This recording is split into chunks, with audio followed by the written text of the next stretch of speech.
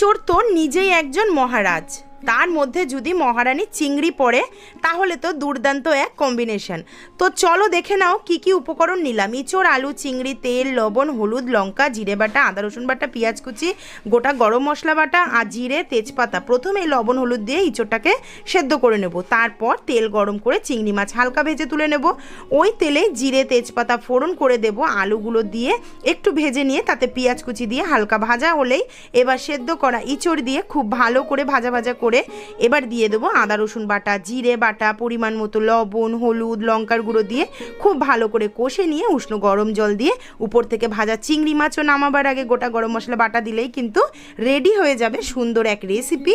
তো এই রেসিপি যদি তোমাদের ভালো লেগে থাকে অবশ্যই বাড়িতে একবার ট্রাই করো।